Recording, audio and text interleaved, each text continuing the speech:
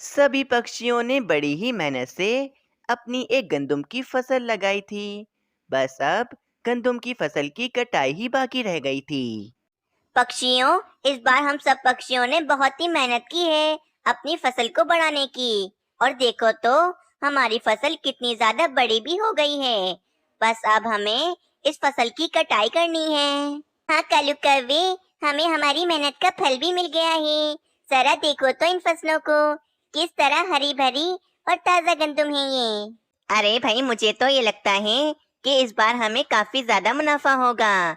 बस आखिरी ये मेहनत करनी है कि इन फसलों को काटना है। अरे तो इसमें कौन सी बड़ी बात है पक्षियों, सब पक्षी मिलकर मेहनत करते हैं और आराम से सारी गंदम की फसल की कटाई कर लेते हैं। पक्षियों, हम सब पक्षी सुबह से मेहनत कर रहे हैं। चलो अब थोड़ी देर आराम कर लेते हैं। हाँ हाँ मीनू चिड़िया, तुम ठीक कह रही हो। मैं बहुत ज्यादा थक गई हूँ। चलो पक्षियों, तुम सब अपने अपने घर चलो। अरे अरे रुको, वो देखो पक्षियों, आसमान पर अचानक इतने सारे काले बादल क्यों आ गए हैं। हाय रे, हमारी फसल तो बिल्कुल तैयार है। कहीं बारिश तेज हो गई तो हमारी सारी फसल खराब हो जाएगी।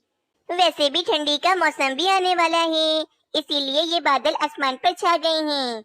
और अगर बारिशें हो भी गईं तो ज्यादा तेज नहीं होंगी, जिससे हमारी फसलों को नुकसान पहुंचे। हाँ मीनू चिड़िया, तुम ठीक कह रही हो। चलो सब अपने अपने घर जाकर आराम कर लेते हैं। ये कहकर सब पक्षी अपने अपने घरों को चले जाते हैं। कुछ ही देर के बाद जंगल में तेज बारिश शुरू हो जाती है। मीनू चिड़िया अपने घर में बहुत ज्यादा ही परेशान होती है। बस ये बारिश जल्दी ही रुक जाए, वरना हम पक्षियों की सारी मेहनत जाया हो जाएगी। परंतु ये बारिश तो इतनी ज्यादा तेज हो रही है कि मुझे नहीं लगता कि ये जल्द ही रुकेगी। 2 घंटे गुजर जाते हैं, बारिश भी रुक जाती है। सारे पक्षी जल्दी जल्दी अपनी फसल के पास आते हैं। शुक्र है पक्षियों, बारिश रुक गई और हमारी फसल को बिल्कुल भी नुकसान नहीं पहुंचा। मीनू चिड़िया, तुमने ठीक ही कहा था कि इस बार बारिशें तेज नहीं होंगी, और देखो तुम्हारी बात सच हो गई। जग्गू पक्षी ये कहता ही है कि दोबारा से तेज बारिश शुरू हो जाती है। अरे अरे, ये दोबारा से तेज बारिश कैसे शुरू हो गई? हम तो बर्बाद ही हो गए। जग्गू पक्षी, तुम्हारी काली जबान, तुमने नजर लगा दी और देखो फिर से तेज बारिश शुरू हो गई। पक्षियों, जिस तरह से ये बारिशें हो रही हैं, मुझे तो नहीं लगता कि ये जल्द ही रुकेंगी। अरे नहीं भाई कोयल बहन, ऐसा मत कहो, हमें अच्छे की उम्मीद रखनी चाहिए। पक्षियों, इस तेज बारिश में हम अपनी फसल को नहीं काट सकते हैं और अब हमें अपने अपने घरों को चलना चाहिए। इस तरह बारिश को 3 दिन गुजर जाते हैं। पूरे जंगल में समुंदर की तरह पानी भर जाता है और कुछ पक्षियों के घर तो पानी में ही डूब जाते हैं। लेकिन बारिश भी रुक जाती है। हाय रे, जिस बात का डर था वही हुआ। हमारी सारी फसल पानी में डूबकर खराब हो गई। अब हम सब पक्षी क्या करेंगे? हम सब पक्षियों की तो कितनी महीनों की मेहनत जाया हो गई। इस बार तो हम सब पक्षी बहुत खुश थे कि इस बार ज्यादा मुनाफा होगा, परंतु हमारे नसीब में खुशियाँ कहाँ हैं जो हमें इतना ज्यादा फायदा होता। पक्षियों, हम सब पक्षियों ने 3 दिनों से कुछ नहीं खाया है, सिर्फ पानी पीकर ही गुजारा कर रहे हैं। अब तो हमारी फसल भी खराब हो गई है, अब हम क्या खाएंगे? हाँ पक्षियों, पूरे जंगल में समुंदर की तरह पानी भरा हुआ है, अब तो भोजन भी नहीं मिलेगा कहीं। मैं भी बहुत परेशान हूँ, हमें भोजन का कुछ ना कुछ तो करना ही पड़ेगा, वरना हम सब पक्षी भूख के कारण मर जाएंगे। मीनू चिड़िया, मेरे पास एक बहुत ही बढ़िया उपाय है। हमारे जंगल में एक अमीर चील रहती है, उसके पास बहुत सारे गंदम के खेत हैं दूसरे जंगलों में। क्यों ना हम उससे उधार पर कुछ गंदम के दाने ले लें। उपाय तो बहुत बढ़िया है, परंतु ना जाने वे बाजू चील हम पक्षियों को उधार पर भोजन देगी या फिर नहीं, और क्या पता वे अभी हमारे जंगल में होगी या फिर नहीं। मीनू चिड़िया, मुझे नहीं लगता कि वे अमीर चील अभी भी हमारे जंगल में ही होगी, क्योंकि हमारे पूरे जंगल में तो सैलाब आ गया है और वे चील तो कब का जंगल छोड़कर भी चली गई होगी। जग्गू भाई, हम उस चील के पास तो चलते हैं, क्या पता वे अभी भी हमारे जंगल में ही हो। चलो मीनू चिड़िया, हम दोनों चलते हैं। अगर ज्यादा पक्षी जाएंगे तो वे चील क्या पता गुस्सा भी हो जाए। मैं भी चलूंगा तुम दोनों के साथ, देखना मैं उस चील को मना ही लूंगा। बस फिर तीनों पक्षी उस चील के पार चले जाते हैं। अरे पक्षियों, आज यहाँ मेरे पास क्यों आए हो? बाजू चील, शुक्र है कि आप हमारे जंगल में हैं। मुझे तो लगा था कि आप हमारे जंगल को कब का छोड़कर चली गई होंगी। नहीं नहीं चिड़िया, मैं इस जंगल को छोड़कर भला क्यों जाऊंगी? इस जंगल से तो मेरी यादें जुड़ी हुई हैं। इस जंगल में मेरे पूर्वज भी रहते थे और मैं भी हमेशा इसी जंगल में ही रहूंगी। बाजू चील, हम जानते हैं कि आप बहुत ज्यादा अमीर हो और आपको भोजन की बिल्कुल भी कमी नहीं है, इसीलिए हम कुछ भोजन आपसे उधार पर मांगने के लिए आए हैं। हाँ चील बहन, हम पक्षियों की सहायता करो, हमें उधार पर थोड़ा सा भोजन दे दो ताकि हम सब पक्षी वे भोजन खाकर जिंदा रह सकें। क्या कहा तुम पक्षियों ने कि तुम्हें उधार पर भोजन चाहिए? मैं तुम सब पक्षियों को एक दाना भी भोजन उधार पर नहीं दूंगी। मेरे पति ने तुम पक्षियों का एक मासूम सा बच्चा खा लिया था, फिर तुम जालिम पक्षियों ने मेरे मासूम पति को सजा दिलवाई और वो मर गया। बाजू चील, तो हमने कुछ गलत तो नहीं किया था। जो भी पक्षी गलत करेगा इसको सजा तो मिलनी ही चाहिए। और वैसे भी तुम सारी पुरानी बातें भूल जाओ और हमें माफ कर दो। बस पक्षियों, बहुत सुन ली तुम्हारी, निकल जाओ मेरे घर से, वरना तुम पर हमला करके तुम तीनों को मारकर खा जाऊंगी मैं। बस फिर तीनों पक्षी उदास होकर वहां से चले जाते हैं। ये सब कुछ एक नन्हा चील भी देख लेता है और वे कहता है, ये पक्षी बिल्कुल ठीक कह रहे हैं। मेरे बाबा ने एक मासूम नन्हे पक्षी की जान ली थी, तो उन्हें सजा तो मिलनी ही थी। मम्मा को इन पक्षियों की मदद करनी ही चाहिए थी। 4 दिन हो गए थे, पक्षियों ने कुछ भी नहीं खाया था। सब पक्षी भूख के कारण निढाल हो रहे होते हैं कि तभी वहां पर नन्हा चील एक गंदम की पोटली लेकर आ जाता है। पक्षियों, ये देखो, मैं आप सबके लिए भोजन की पोटली लाया हूँ। ये सारा भोजन आप सब आपस में बांट लो। नन्हे चील, तुम्हारी मम्मा ने हमें भोजन देने से मना किया था, तो फिर तुम ये भोजन कैसे लेकर आए? मीनू आंटी, मम्मा ने आप सब पक्षियों के साथ अच्छा नहीं किया था। उन्हें आपकी मदद जरूर करनी चाहिए थी, क्योंकि आप सब पक्षी अच्छे हो और मुझे आप सब पक्षी भूख से निडाल अच्छे नहीं लग रहे थे। मम्मा तो सो रही हैं, मैं तभी चुपके से ये भोजन की पोटली लेकर आया हूँ। अरे वाह नन्हे चील, तुमने तो मेरा दिल ही जीत लिया। तुम कितने ज्यादा अच्छे हो। बस फिर सारे पक्षी वे भोजन खाकर अपना पेट भरते हैं।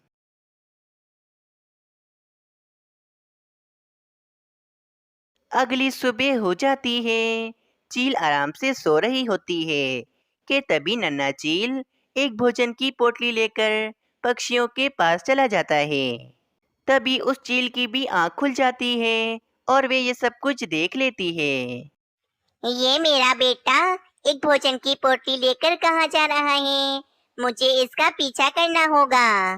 फिर वे चील भी फौरन अपने बेटे के पीछे पीछे चली जाती है। पक्षियों, आज भी मैं आप सबके लिए भोजन लेकर आया हूँ। अच्छा, तो मेरा बेवकूफ बेटा इन पक्षियों को भोजन लाकर देता है और वो भी मुझसे छुपाकर। ये कहकर वे चील फौरन वहां पर आ जाती है। मेरे बेटे, ये तुम क्या कर रहे हो? आखिर तुमने इन पक्षियों को भोजन लाकर क्यों दिया? और तुम सब पक्षी तो बड़े ही चालाक हो, इसे जाल में फंसा रहे हो ताकि इसे भी मार दो। अरे अरे चील बहन, हम तुम्हारा सारा भोजन जल्द ही तुम्हें वापस कर देंगे। नहीं चिड़िया, तुमने मेरे बेटे को बेवकूफ बनाया है। मैं तुम सब पक्षियों को मार डालूंगी। रुक जाओ मम्मा, मेरी बात सुनो। इन पक्षियों की कोई गलती नहीं है। मेरे बाबा को इन पक्षियों ने बिल्कुल ठीक सजा दी है। अगर कोई भी पक्षी हम चीलों को बिला वजह मारे या फिर तंग करे तो हम भी उसके साथ वही करेंगे जो इन पक्षियों ने किया। और इन पक्षियों की कितने महीनों की मेहनत जाया हो गई बारिश की वजह से।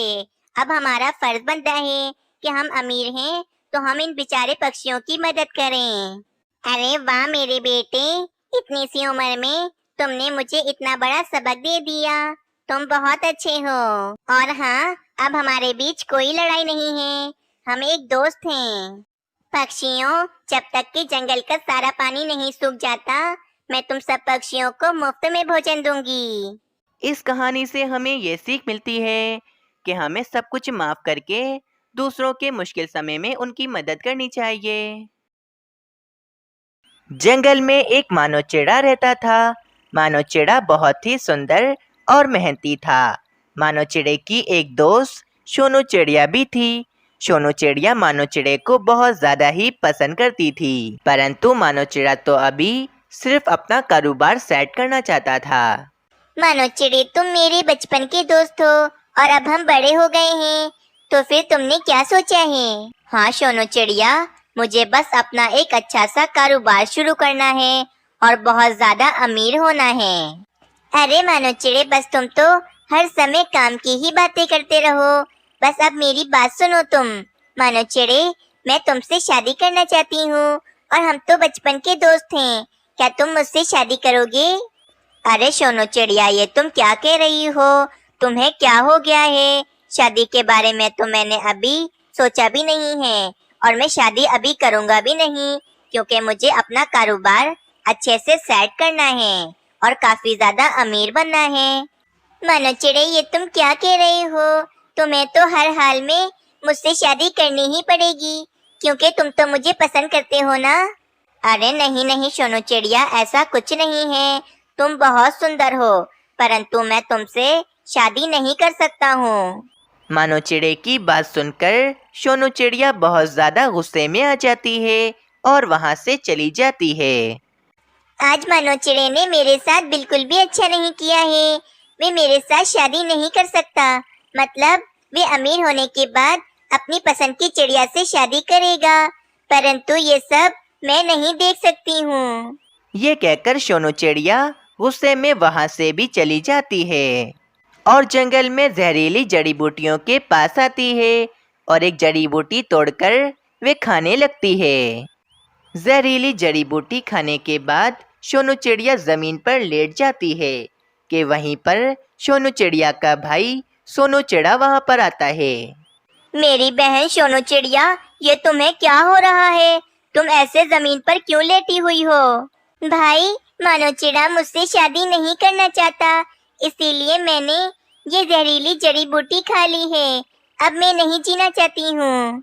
बस फिर क्या था, उसी समय सोनू चिड़िया अपने प्राण खो देती है।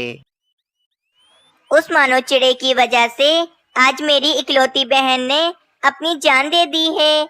मैं उसे सबक सिखा के ही रहूंगा। वे कभी खुश नहीं रहेगा। मैं उस मानो चिड़े की शादी कभी किसी दूसरी चिड़िया से नहीं होने दूंगा।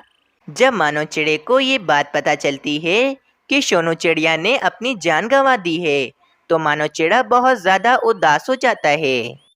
सोनू चिड़िया इतनी बेवकूफ होगी, मैंने कभी सोचा भी नहीं था। मेरे लिए भला वे अपनी जान कैसे दे सकती है? बस फिर ऐसे ही समय बीतता गया। मानो चिड़े की कड़ी मेहनत करने के बाद मानो चिड़ा अमीर हो जाता है और इसके पास एक बड़ा सा फलों का खेत और एक फलों की दुकान होती है। आज मैं बहुत ज्यादा खुश हूँ तोते। मैंने अपनी कड़ी मेहनत के बाद अपना अच्छा कारोबार बना ही लिया और मैं अमीर हो गया हूँ। बस अब मेरा शादी करने का समय आ गया है, इसीलिए मैंने सोच लिया है कि अब मैं किसी अच्छी सी चिड़िया से शादी कर लूँगा। अरे मानो चिड़े, तुमने तो मेरे मुंह की बात ही छीन ली। मैं भी तुमसे यही कहने वाला था कि अब तुम्हें शादी कर लेनी चाहिए। और तो और तुम्हारा दोस्त होने के नाते मैंने तुम्हारे लिए एक अच्छी सी और सुंदर सी चिड़िया ढूंढ ली है। अरे वाह तोते, अगर तुमने मेरे लिए एक चिड़िया ढूंढी है तो वे जरूर अच्छी ही होगी। अगले दिन तोता मानो चिड़े को मीनू चिड़िया के घर में ले आता है। मानो चिड़े, यह है सुशील और सुंदर चिड़िया। मैं तुमसे इसी चिड़िया की बात कर रहा था। अरे वाह भाई तोते, मीनू चिड़िया तुम तो वाकई बहुत सुंदर हो। इनका घर देखकर तो ऐसा ही लगता है कि ये भी मेरी तरह काफी ज्यादा मेहनती हैं। हाँ मानो चिड़े, मैंने भी आपकी तरह कड़ी मेहनत करके ये अपना एक बड़ा सा घर बनाया है और साथ ही साथ अपना एक सब्जियों का खेत भी लगाया है। फिर मानो चिड़े को मीनू चिड़िया पसंद आ जाती है और अगले दिन मानो चिड़ा मीनू चिड़िया से शादी करके उसे अपने घर में ले आता है। मानो चिड़े की शादी की खबर जब सोनू चिड़े तक पहुंचती है तो वे बहुत ज्यादा गुस्से में आ जाता है। मैं अपनी बहन सोनू चिड़िया से किया वादा जरूर पूरा करूंगा और मानो चिड़े की शादी में खत्म करवा दूंगा। दूसरी तरफ मीनू चिड़िया और मानो चिड़ा खुशी खुशी रह रहे होते हैं। मीनू चिड़िया तुम बहुत अच्छी हो, परंतु तुम्हारा भाई मुनमुन चिड़ा वे हर किसी से लड़ाइयाँ क्यों करता रहता है? इसे कुछ तमीज सिखाओ तुम। अजी, मुनमुन चिड़ा मेरा भाई है। हाँ वे थोड़ा झगड़ालू है, परंतु इसके खिलाफ मैं कुछ भी बुरा नहीं सुन सकती हूँ। दूसरी तरफ सोनू चिड़ा मीनू चिड़िया और मानो चिड़े को अलग करवाने का कोई उपाय सोच रहा था कि इसे सामने मीनू चिड़िया का भाई मुनमुन चिड़ा दिखता है जिसे कुछ कौवों ने घेरा हुआ होता है। मुनमुन चिड़े, हमने तुम पर भरोसा करके तुम्हें कितना सारा भोजन उधार पर दिया था, परंतु तुम हमारा भोजन वापस नहीं कर रहे हो। मैं नहीं दूंगा कोई भोजन, कर लो जो करना है तुम सबको। फिर गुस्से में सारे कौवे मुनमुन चिड़े को मारने लगते हैं और मुनमुन चिड़ा काफी ज्यादा जख्मी होकर बेहोश हो जाता है। ये सब देखकर सोनू चिड़े के दिमाग में एक शातिर सा उपाय आता है और सोनू चिड़ा मुनमुन चिड़े को अपने पंजों से पकड़कर मीनू चिड़िया के पास ले जाता है। मीनू चिड़िया देखो, तुम्हारा भाई कितना ज्यादा जख्मी है और बेहोश हो गया है। अरे चिड़े, मेरे छोटे भाई को इतनी बेदर्दी से आखिर किसने मारा है? मीनू चिड़िया, तुम्हारा पति मानो चिड़ा तुम्हारे भाई से बहुत ज्यादा जलता है और उसने ही तुम्हारे भाई को इतनी बुरी तरह से मारा है। मुझे पता है कि तुम मेरी बातों पर यकीन नहीं करोगी, लेकिन मैंने अपनी इन दोनों आंखों से खुद देखा है। ये सारी बातें सुनकर मीनू चिड़िया को अपने पति पर बहुत ज्यादा गुस्सा आने लगता है। कुछ ही देर के बाद मानो चिड़ा भी वहाँ पर आ जाता है। अरे सोनू चिड़े, तुम तो सोनू चिड़िया के भाई हो ना? सोनू चिड़े को छोड़े, आपने अपना बदला लेने के लिए मेरे भाई को इतनी बुरी तरह से मारा है कि मेरा भाई अभी हॉस्पिटल में है और उल्लू वैद जी उसका इलाज कर रहे हैं। और उल्लू वैद जी ने मुझसे कहा है कि अगर मेरे भाई को 3 दिन में होश ना आया तो मेरा भाई मर भी सकता है। मीनू चिड़िया और मानो चिड़े की लड़ाई करवाकर सोनू चिड़ा वहाँ से भाग जाता है। मीनू चिड़िया, मेरा यकीन करो, मैंने तुम्हारे भाई को नहीं मारा है।